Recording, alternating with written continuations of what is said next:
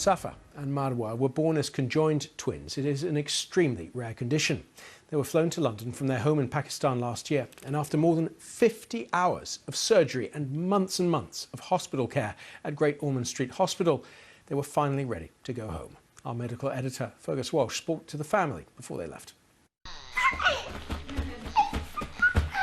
Twin sisters with a special bond.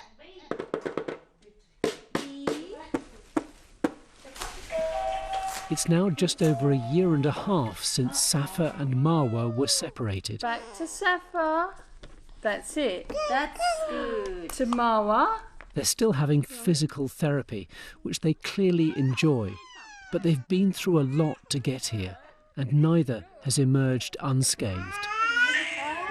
The girls were born joined at the head, an extremely rare condition. They'd never seen each other's faces.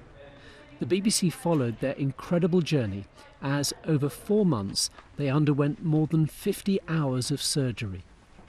Safa and Marwa's skull was one long tube. Their brains were misshapen and interconnected. Separating them involved a huge team at Great Ormond Street Hospital, with every stage, every stitch planned in minute detail.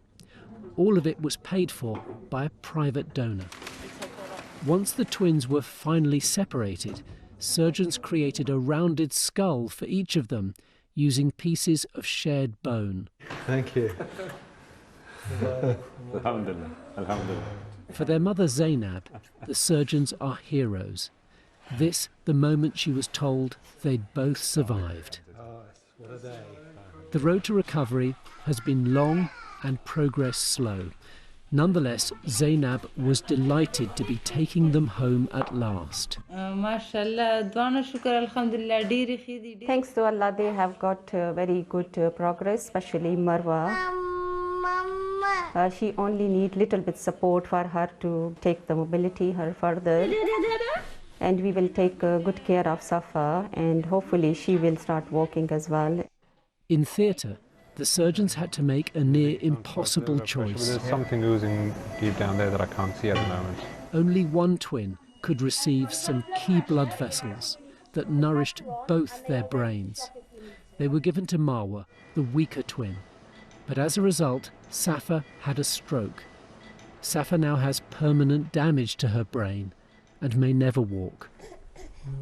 I feel Marwa has done really well and carries on making great progress. So when I look at the whole family, yes, it was probably the right thing to do for the whole family.